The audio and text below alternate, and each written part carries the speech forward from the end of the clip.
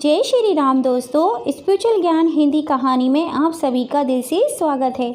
आज की कहानी है वक्त का पलटवार। अपने छोटे से कच्चे मकान के बाहर लाठी के सहारे से चबूतरे पर बैठी 65 वर्षीय सुषमा देवी जी की आंखें बेचैनी से लगातार सड़क की ओर निहारती जा रही थीं। आंखों में बेबसी और हाथों में थोड़े से खट्टे मीठे बेर लिए हुए बेबसी से किसी के आने का इंतज़ार कर रही थी। इतने में एक मोटर कार पास से गुजर रही थी। सुषमा जी उत्साह से चबूतरे से उठकर जैसे ही आगे बढ़ने लगी तो मोटर कार तेज़ी से आगे निकल गई। वह बेचारी मन मसोच कर फिर से वहीं चबूतरे पर बैठ गई। इतने में एक दूसरी मोटर कार सामने से आकर रुक गई। एकाएक सुषमा जी की बूढ़ी आंखों में चमक और चेहरे पर मुस्कान दौड़ आई और तुरंत लाठी के सहारे से दौड़ती हुई मोटर कार की तरफ आ पड़ी। दादी माँ, दादी माँ! मोटर कार में बैठे बच्चों ने खुशी से चिल्लाना शुरू कर दिया। उनकी आवाज़ सुनते ही सुषमा जी का चेहरा गुलाब की तरह खिल उठा। अरे अरे अरे अरे मेरे बच्चों, आती हूँ, आती हूँ! खुशी के मारे सुषमा जी बोलने लगी और मोटर कार में बैठे दोनों बच्चों को कसकर गले लगा लिया। रोजाना की तरह ममता और वात्सल्य का झरना बह निकला। वह दोनों बच्चे उनके पोते हैं। यही समय होता है जब उनकी दादी माँ उनसे मिलती है। दादी माँ ने बारी बारी से दोनों बच्चों का माथा चूमा, उनका सिर सहलाया, फिर उनसे दोबारा से लिपट गई। जब तक ऐसा 4 से 5 बार ना कर लेती तब तक उनके हृदय को संतुष्टि नहीं मिलती थी। गाड़ी का ड्राइवर जो हमेशा इस अनोखे मिलन का साक्षी हुआ करता था, दादी माँ की ममता और बच्चों का अपनी दादी के लिए प्यार देखकर जैसे संपूर्ण सुख प्राप्त कर लेता था। अक्सर यह दृश्य देखकर उसकी आंखें झलक पड़ती थीं। जब भी बच्चों की स्कूल से छुट्टी होती थी तो वह मोटर कार लेकर इसी रास्ते से निकलता था और दादी माँ कभी भी यह अनमोल पल खोना नहीं चाहती थी। एक दिन बच्चों को लाड़ दुलार करते समय दादी माँ का ध्यान कार ड्राइवर की ओर गया, जो उन्हें अपने पोतों पर प्यार लुटाते हुए देख रहा था। सुषमा जी तभी ड्राइवर से पूछ बैठी, अरे ड्राइवर, तूने कभी अपना नाम नहीं बताया? मेरा नाम राजेश है माँ जी, ड्राइवर ने कहा। तो राजेश नाम सुनकर सुषमा जी अचानक से चौंक गईं और उनकी आंखें आंसुओं से भर गईं। फिर भावुक होकर बोली, अरे यह तो इन बच्चों के दादाजी का नाम हुआ करता था। बहुत रौब हुआ करता था उनका, पर अब कहाँ हैं? चले गए मुझे छोड़कर अनंत यात्रा पर। कहते कहते उनका गला भर आया। अब चलता हूँ माँ जी, बच्चों को छोड़ना है, मैम साहब राह देखती होंगी। ऑटो ड्राइवर कहने लगा, हाँ बेटा, शायद पिछले जन्म में मैंने कोई नेक काम किए होंगे, तभी तो तू मुझे मिल गया, जो इतना ध्यान रखता है मेरा। सुषमा जी ने उसके सिर पर स्नेह भरा हाथ रखा और ढेरों आशीर्वाद एक साथ दे डाले। कार के ड्राइवर ने आंखों में आंसू लिए एक हल्की सी मुस्कान दे दी। सुषमा जी की आंखों में घुमड़ते आंसू उनके कोरों तक आ गए थे। फिर अपनी साड़ी के पल्लू से अपनी आंखें साफ करती हुई संतुष्ट हृदय से घर के अंदर चली गई। जिस दिन बच्चों का स्कूल बंद रहता था, दादी माँ के लिए एक पल बिताना कठिन हो जाता था। कभी कभी तो छुट्टी के दिन भी एक एक घंटा वह बाहर चबूतरे पर ही बैठी रहती थी और जब कार ड्राइवर नहीं आता था तो वह समझ जाती थी कि आज स्कूल की छुट्टी है। कार ड्राइवर हमेशा यही सोचता रहता कि पता नहीं बेचारी अम्मा के जीवन में कैसे कैसे तूफान आए होंगे, जिसके कारण वह इस स्थिति में आ खड़ी हुई हैं। जब बच्चों की गर्मियों की छुट्टियां शुरू हो गई तो यह सोचकर कि कहीं अम्मा जी बच्चों का इंतज़ार करते करते बाहर चबूतरे पर ही ना बैठी रहें, कार ड्राइवर राजेश सुषमा जी को सूचित करने आ गया। उसे दिन राजेश को जाने की जल्दी ना थी और सुषमा जी के पास तो फुर्सत ही फुर्सत थी अपना हालचाल बांटने के लिए।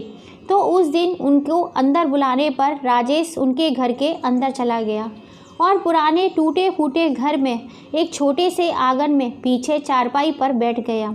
उस चारपाई पर एक पतली सी चादर बिछी हुई थी और पास में पानी से भरा मिट्टी का एक घड़ा रखा हुआ था और कुछ 2-4 धार्मिक पुस्तकें, जिन्हें शायद वे अकेले में पढ़ लिया करती होंगी। बातचीत करने या दिल बहलाने के लिए घर में कोई और था भी तो नहीं उनके पास।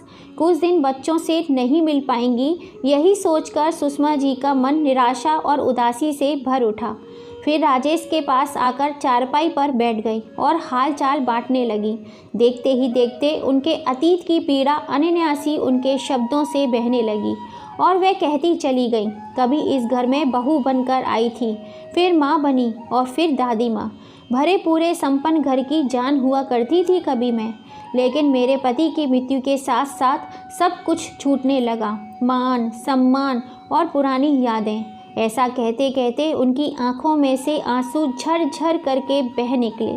तभी राजेश उन्हें तसल्ली देते हुए बोला, माँ जी परेशान मत होइए, किस्मत किसको क्या रंग दिखाएगी ये कोई नहीं जानता, इसलिए तो कहते हैं जाहे विधि राखे राम ताही विधि रहिए। तब सुषमा जी बोली, कहने में तो बहुत आसान है बेटा, जानते हो मेरा बेटा बहुत ही कुशल और आज्ञाकारी था। मैं हमेशा कहती थी कि ऐसा बेटा तो किस्मत वालों को ही मिलता है। और पढ़ी लिखी अच्छे घर की लड़की नंदिनी को अपने घर की बहू बनाकर लाई थी। मुझे लगा कि जैसे मेरे नसीब को 4 चांद लग गए हों। आस पड़ोस के लोग भी जब बहू को देखने आते तो उसकी सुंदरता देखकर मुग्ध हो जाते थे। मैं गर्व से कहती थी, मेरी बहू तो खरा सोना है, खरा सोना। अरे इतनी सुंदर पढ़ी लिखी बहू तो पूरे मोहल्ले में नहीं होगी। मैंने भी खूब प्यार लुटाया अपनी बहू पर। शादी के बाद बेटे को भी नौकरी में तरक्की मिल गई, तनख्वाह भी अच्छी खासी बढ़ गई थी, तो एक अच्छी कॉलोनी में बढ़िया सा फ्लैट खरीद लिया। मैं भी बड़े चाप से चल पड़ी बेटा और बहू के साथ। कुछ समय तक तो सब कुछ अच्छा चलता रहा, लेकिन फिर एकाएक पासा पलटने लगा। चांद से मुखड़े वाली बहू कब ज्वालामुखी में बदल गई पता ही नहीं चला, और बेटा भी मुझे छोटी छोटी बातों पर चिल्लाने और डांटने लगा। लेकिन मैं आज तक ये नहीं जान पाई कि आखिर मेरी गलती क्या थी। घर की मुखिया होने के नाते मैं बस यही तो चाहती थी कि मेरे बच्चे मेरे अनुभव से कुछ सीख लें, लेकिन मेरा तो किसी भी बात में बोलना उन्हें मंजूर ही नहीं था। वे केवल यही चाहते थे कि मैं चुप करके 2 रोटियां तोड़ती रहूं, लेकिन मैं किसी भी बात पर अपनी राय ना दूं। बहू आए दिन क्लब की पार्टियों में जाती रहती थी। एक दिन हद तो तब हो गई जब रात के 11 बजने को आए और बहू अपनी पार्टी से लौटी नहीं थी। बरामदे में खड़ा मेरा बेटा भी अपनी पत्नी नंदिनी की राह देख रहा था। चेहरे पर बेचैनी थी। तभी स्कूटी का हॉर्न सुनाई दिया। जब नंदिनी को घर के गेट के बाहर देखा तब जान में जान आई थी हम दोनों माँ बेटों के। बहू जब घर के अंदर आई तो मुझसे रहा नहीं गया और मैंने बहू को टोक दिया, इतनी रात तक बाहर रहना अच्छी बात नहीं है। बहू के कपड़ों से बहुत ही अजीब और गंदी सी बांस आ रही थी। तब मैंने बहू को सिर्फ समझाते हुए कहा, बहू अच्छे घर की बहू को यह सब शोभा नहीं देता, और फिर जमाने का हाल तो तुम जानती ही हो। इतना कहने भर की ही देर थी कि नंदिनी ने तूफान खड़ा कर दिया।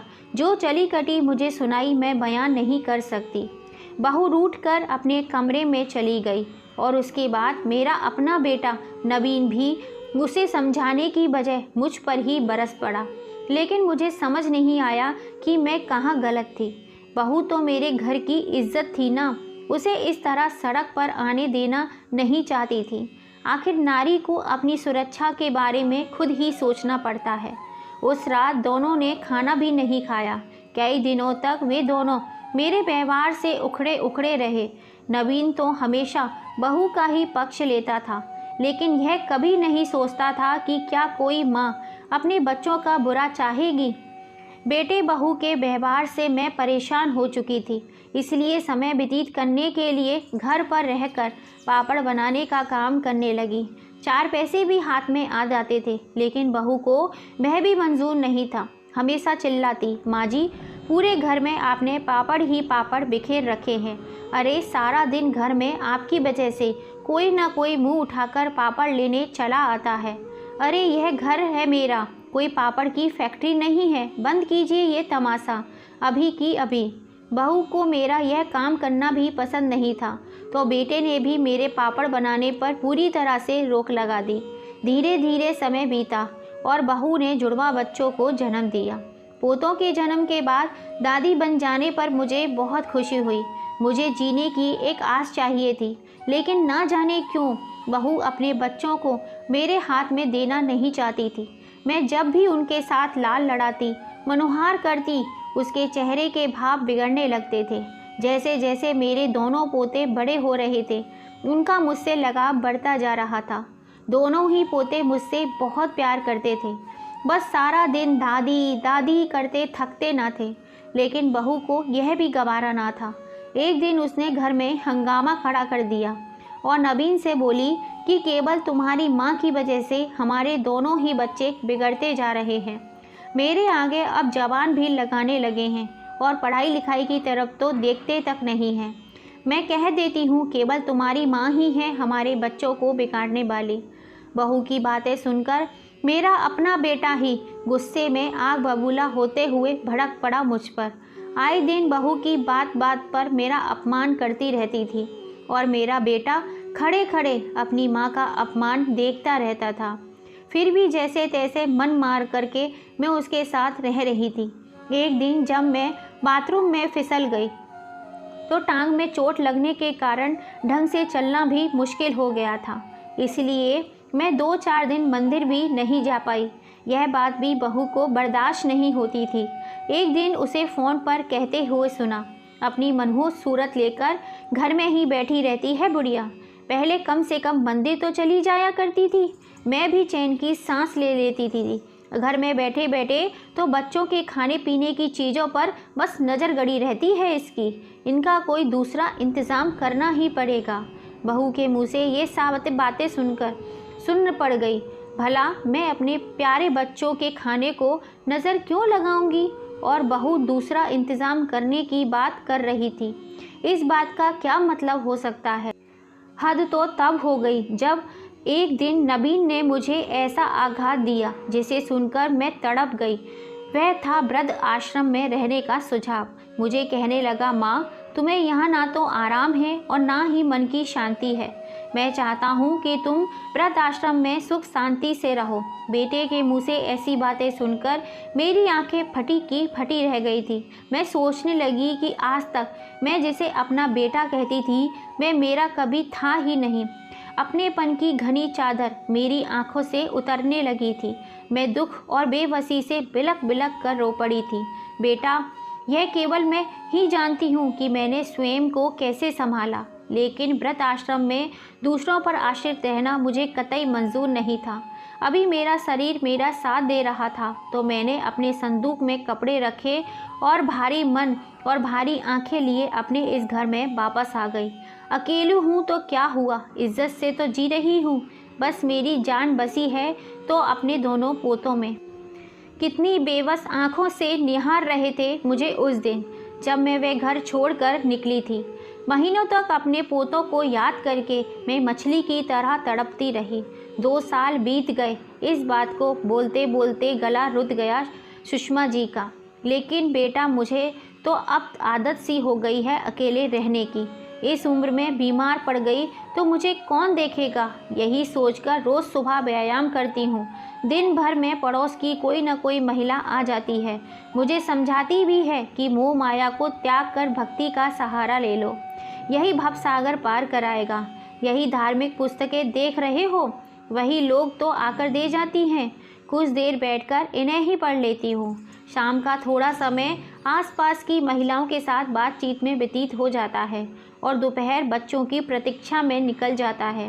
बोलते बोलते सुषमा जी अचानक उठ खड़ी हुई और राजेश को बोली, तू यहीं रुक, मैं अभी आती हूँ।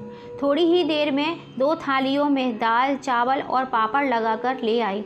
बेटा, खाने का समय हो गया था तो सोचा तुझे भी भूख लगी होगी, और वैसे भी इतना समय हो गया किसी के साथ बैठकर खाना खाए हुए। सुषमा जी ने इतने मन से खाने की थाली लगाकर लाई थी कि राजेश उन्हें मना नहीं कर सका और उनके साथ खाना खाने के लिए बैठ गया। पहला निवाला लेते ही बोला, अम्मा, दाल चावल तो बहुत ही स्वाद बने हैं और यह पापड़ तो दाल चावल से भी ज़्यादा स्वाद बना है। कितने टेस्टी और चटपटे पापड़ तो मैंने पहले कभी नहीं खाए हैं। इस पर सुषमा जी हंसते हुए बोली, पापड़ तो मैं बेटा घर पर ही बनाती हूँ। अब अकेली जान हूँ, रोटियाँ दांतों से चबाई नहीं जाती, इसलिए ज़्यादातर खाने में दाल चावल ही बनाती हूँ और दाल चावल के संग मुझे पापड़ खाना बहुत ही पसंद है। आस पड़ोस की महिलाएं भी मुझसे ही पापड़ बनवा लेती हैं। अब इस उम्र में पेट भरने के लिए पैसा कहाँ से लाऊं? पापड़ बनाकर जो थोड़ा बहुत पैसा मिलता है उसी से मेरा गुजारा हो जाता है। इतने समय बाद माँ के खाने का स्वाद पाकर राजेश अंदर तक तृप्त हो गया था। सुषमा जी का शुक्रिया करके वह जाने लगा तो तुरंत अंदर जाकर एक पैकेट पापड़ का उठाकर ले आई। तुझे पापड़ इतना पसंद आया तो यह 8-10 पापड़ लेकर जाना, मेरे मन को संतुष्टि मिलेगी। तो सुषमा जी का प्यार और आशीर्वाद पाकर राजेश का दिल भर आया। उसके माँ बाप नहीं थे, लेकिन आज जब उसने सुषमा जी के पास बैठकर खाना खाया तो उसे अपनी माँ के साथ का अनुभव हुआ। कुछ दिन बीते तो राजेश को लगा कि अम्मा से मिलना चाहिए। सुबह सुबह तैयार होकर सीधे सुषमा जी के घर जा पहुंचा। सुषमा जी भी नहा धोकर अपने आंगन में बैठी गीता का पाठ कर रही थीं। उसे देखकर उत्साह से भर गई और फिर एकाएक बोली, बेटा, बच्चों की छुट्टियां कब तक हैं? उनकी राह देखते देखते तो मेरी आंखें पथरा गई हैं। अम्मा, अब मैं आपसे क्या छुपाऊं? उनके माता पिता ने उन्हें हॉस्टल पढ़ने के लिए भेज दिया है। अब वह वहीं रहकर पढ़ाई करेंगे। क्या मेरे बच्चों को मुझसे दूर कर दिया? यह तो अच्छा नहीं किया उन दोनों ने। अपने दोनों पोतों का चेहरा देखती थी तो मेरी सांस में सांस आती थी। अब तू ही बता, मैं कैसे जीऊँगी? इससे अच्छा तो भगवान मुझे अपने पास बुला ले। सुषमा जी ये सुनते ही फूट फूट कर रो पड़ी। अरे माँ, दिल छोटा मत कीजिए। उन्हें हॉस्टल ले जाने और वहाँ से लाने की जिम्मेदारी अभी भी मेरी ही है। हर सप्ताह जब छुट्टी बिताने के लिए लेकर आऊँगा तो मैं आपसे मिलवा दिया करूँगा। अरे हाँ माँ जी, मैं आपसे एक बात पूछना तो भूल ही गया था। क्या हुआ बेटा? माँ जी, वह पापड़ जो आपने मुझे दिया था, मेरी पत्नी और मेरे बच्चों को बहुत ही पसंद आया। और हाँ तो और उस दिन मेरे घर पर मेरे ससुराल वाले आए हुए थे। वह तो आपके हाथों के बने पापड़ के दीवाने ही हो गए। उनकी बहुत बड़ी पापड़ की फैक्ट्री है। उन्होंने मुझे स्पेशल रिक्वेस्ट की है कि मैं उन्हें एक बार आपसे मिलवाऊं। राजेश के कहने पर सुषमा जी ने उनसे मिलने के लिए हामी भर दी। शाम को एक बड़ी सी कार उनके घर के बाहर आकर रुकी। सुषमा जी घर के बाहर चबूतरे पर ही बैठी थी। गाड़ी में से राजेश पापड़ की फैक्ट्री के मालिक अजय के साथ बाहर निकला। वह एक युवा कारोबारी था। सुषमा जी के पास पहुंचकर उनके चरण छुए और हाथ जोड़कर उनके सामने खड़ा हो गया और बोला, माँ जी, उस दिन मैंने आपके हाथ के बने हुए पापड़ खाए। सच बताऊं तो मैंने बहुत तरह के पापड़ का स्वाद लिया है, लेकिन ऐसा स्वाद नहीं था। माँ जी, वह दरअसल मैं आपसे पूछना चाहता था कि आप हमारे लिए काम करना पसंद करेंगी?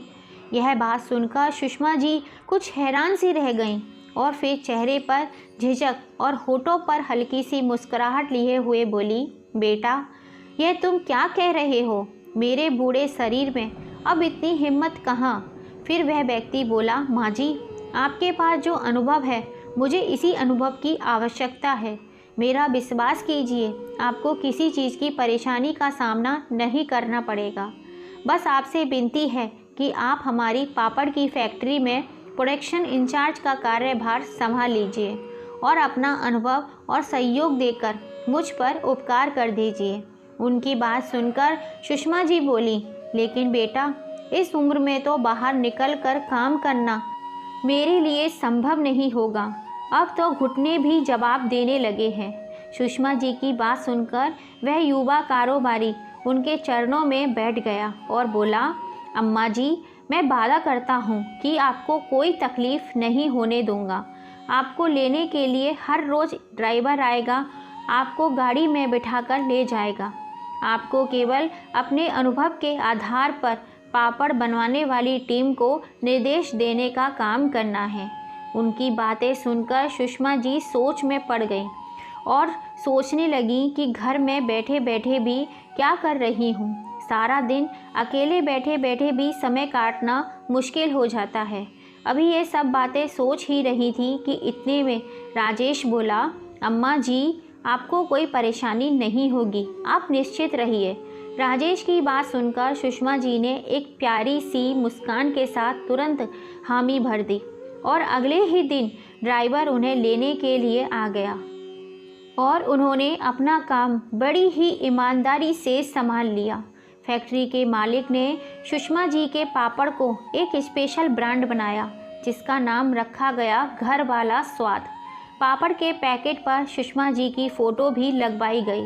सुषमा जी के जाने की कुछ दिनों के भीतर ही उनकी फैक्ट्री की बिक्री दुगनी हो गई। शहर में जगह जगह पर सुषमा जी के पापड़ के विज्ञापन के बैनर लगा दिए गए। एक बैनर राजेश ने अपनी मोटर गाड़ी के पीछे भी लगाया। सुषमा जी के अनुभव और लगन से उनका पापड़ का बिजनेस दिन दुगनी रात चौगनी तरक्की करने लगा। अब सुषमा जी को ढेर सारा मान सम्मान और सुविधाओं के साथ साथ अच्छी तनख्वाह भी मिल रही थी। आत्मनिर्भर बनने के साथ साथ सुषमा जी पहले से अधिक स्वस्थ भी रहने लगी थी। उनके चेहरे पर आत्मविश्वास भरी चमक आने लगी थी। वहीं दूसरी ओर फैक्ट्री की बरकश के साथ साथ हंसते बतियाते पूरा दिन कब निकल जाता था उन्हें पता ही नहीं चलता था। एक दिन जब राजेश बच्चों को छोड़ने के लिए उनके घर आया तो नंदिनी ने उसकी गाड़ी के पीछे वह बैनर लगा हुआ देखा जिस पर उनकी माँ जी की फ़ोटो भी लगी हुई थी। यह देखकर वह चौंक गई और तुरंत राजेश से इस बारे में पूछने लगी।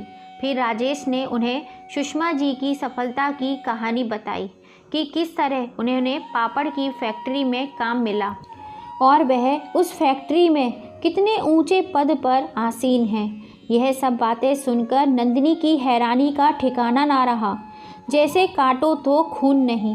पीछे खड़ा नवीन भी सारी बातें सुन रहा था।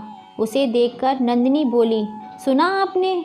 जिन्हें बेकार समझकर हम व्रत आश्रम भेजने को तैयार थे, उन माँ जी ने अपने हुनर के बल पर कितनी प्रसिद्धि हासिल कर ली है। उसकी बात सुनकर नवीन बोला, अगर तुमने पहले ही माँ जी को पापड़ बनाने से ना रोका होता तो आज इतना पैसा वो कमा रही हैं वो सब हमारा होता। कुछ समय बीता तो एक दिन सुषमा जी के पास नंदिनी का फ़ोन आया। इतने समय बाद अपनी बहू का फ़ोन देखकर सुषमा जी को कुछ हैरानी सी हुई। जो फ़ोन पर सुनकर दंग रह गई। उनकी बहू रो रो कर उन्हें बता रही थी कि नवीन का एक्सीडेंट हो गया है जिसमें उसे बहुत ज़्यादा चोट आई है। हालत गंभीर होने के कारण उसे शहर के सबसे बड़े अस्पताल में भर्ती करवाया गया है। यह सुनकर सुषमा जी के पैरों तले ज़मीन खिसक गई। बेटे के मुंह में खिंचती हुई वह नवीन को मिलने के लिए तुरंत अस्पताल पहुंच गई। अस्पताल पहुंचकर जो दृश्य उन्होंने देखा वह चीर देने वाला था। उनका बेटा अस्पताल के बेड पर पड़ा हुआ दर्द से करहा रहा था। उनकी बहू नंदिनी स्वयं को बेबस महसूस करते हुए चिंतित अवस्था में उसके पास बैठे हुए रोए जा रही थी। जैसे ही सुषमा जी को देखा तो तुरंत उठ खड़ी हुई। उनके गले लगकर फूट फूट कर रोने लगी। माँ जी देखिए ना, यह सब क्या हो गया? चिंता मत करो बहू, सब ठीक हो जाएगा। ऐसा कहते हुए सुषमा जी ने उसे दिलासा दिया। फिर अपने बेटे के पास आकर बैठ गईं। सुषमा जी अपने बेटे और बहू को तो दिलासा दे रही थीं, लेकिन अंदर ही अंदर उनका मन भी अपने बेटे की यह हालत देखकर रो रहा था। स्वयं को संभालते हुए सुषमा जी ने पूछा, डॉक्टर ने क्या कहा है बहू? तो बहू ने रोते हुए बोली, माँ जी इनके एक पैर की हड्डी टूटी हुई है। डॉक्टर ने सरिया डालकर ऑपरेशन करने की सलाह दी है और शरीर के बाकी हिस्सों में काफ़ी चोट आई है। डॉक्टर ने कई लाख रुपए का खर्चा बताया है, लेकिन बैंक में रखे पैसे और एफडी को मिलाकर 1 लाख रुपए ही बनते हैं। बाकी पैसों का इंतज़ाम कैसे होगा? यही सोच सोच कर मेरा दिल बैठा जा रहा है। और ऊपर से उनकी ये हालत। सुषमा जी ने संयम और धैर्य से काम लिया। और बहू के सिर पर हाथ रखकर कहा, चिंता मत करो बहू, मैं हूँ ना, मैं सब संभाल लूँगी, बस तुम नवीन का ध्यान रखो। सुषमा जी ने तुरंत पैसों का इंतज़ाम कर दिया और नवीन का ऑपरेशन ठीक ठाक हो गया। नवीन कुछ ही दिनों में सही तरीके से चलने लगा था। तो अब नवीन घर भी आ चुका था, लेकिन रह रहकर उसे एक ही बात सता रही थी कि उन दोनों ने माँ जी के साथ बिल्कुल सही नहीं किया। वही तकलीफ़ आने पर माँ 2 पल लगाए बिना ही उनकी मदद करने के लिए दौड़ी चली आई। पश्चाताप से भरा हुआ नवीन अपनी पत्नी को लेकर सुषमा जी के पास फैक्ट्री में पहुँचा। अंदर जाकर सुषमा जी के बारे में पूछा तो पता चला कि वह फैक्ट्री के मालिक के साथ वर्कर्स की मीटिंग में जा रही हैं। कुछ समय के बाद जब वह बाहर निकली, अपने बेटे और बहू को देखकर बहुत खुश हो गईं। उन्हें अपने ऑफिस में ले गईं, चपरासी से कहकर उनके लिए चाय मंगवाई और नवीन से हालचाल पूछने लगी। परंतु अपने व्यवहार से शर्मिंदा नवीन और नंदिनी अपने आप को कुछ बोलने की स्थिति ही नहीं बन पा रही थी और उधर अपनी माँ का ऐसा रुतबा देखकर मन ही मन नवीन को अपने कर्मों पर पछतावा होने लगा था। फिर चुप्पी तोड़ते हुए बोला, माँ, अब आप हमारे साथ रहेंगी। हम दोनों आपको घर ले जाने के लिए आए हैं। हम लोगों ने आपके साथ जो व्यवहार किया, उसके बावजूद आपने हम पर इतना बड़ा एहसान किया। हम बहुत शर्मिंदा हैं माँ। इस पर सुषमा जी बोली, एहसान तो तुमने मुझ पर किया है बेटा, अपने घर से बाहर का रास्ता दिखाकर। अगर तुम मुझे घर से बाहर निकलने को ना कहते तो मैं आज भी वही जल्लत भरी ज़िंदगी जी रही होती। वहाँ से निकलकर ही तो मेरी ज़िंदगी को सही दिशा मिली है। बेटा, बूढ़ी माँ कोई घर का पड़ा हुआ फालतू सामान नहीं होती कि जब चाहे इसे फेंक दिया जाए और जब चाहो तो इस्तेमाल कर लिया जाए। अरे, अपने पोतों के साथ मेरा हंसना बोलना तक भी तुम लोगों को मंजूर नहीं था। तुम्हारे साथ वापस जाने का तो सवाल ही पैदा नहीं होता। माँ की बातें सुनकर नवीन और नंदिनी की नज़रें शर्म के कारण झुक गईं। उन्होंने माफ़ी मांगी, लेकिन सुषमा जी ने उन्हें माफ़ नहीं किया। इतने में फैक्ट्री के मालिक अजय अपने स्टाफ के साथ एक बड़ा सा केक लेकर ऑफिस में हाजिर हुए और सब जोर जोर से चिल्लाने लगे, जन्मदिन मुबारक हो मैडम जी, जन्मदिन मुबारक हो। यह दृश्य देखकर दोनों बेटा और बहू शर्म के मारे ज़मीन में ही गड़े जा रहे थे, क्योंकि उन्हें तो यह दिन भी याद नहीं था कि आज उनकी माँ का जन्मदिन है। सब लोगों ने सुषमा जी को चारों तरफ से घेर लिया था और सुषमा जी अपने बर्थडे सेलिब्रेशन में बिज़ी हो गई थी, क्योंकि आज इतने सालों बाद किसी ने उनका जन्मदिन याद रखा था। बेटा और बहू दोनों एक कोने में अपना सा मुँह लेकर खड़े रहे। तो दोस्तों, सुषमा जी ने अपने बेटे के संग उसके घर ना जाकर सही किया या गलत? अपनी राय हमें कमेंट करके ज़रूर बताइएगा। और अगर अब तक आपने चैनल को लाइक एंड सब्सक्राइब नहीं किया है तो जल्दी से कर लीजिए। पास में लगी घंटी को दबाना बिल्कुल भी मत भूलिएगा, जिससे जब भी हम कोई नई कहानी डालें उसका नोटिफिकेशन आपको सबसे पहले मिल सके। फिर मिलेंगे आपसे ऐसी ही किसी कहानी के संग। जय श्री राम दोस्तों।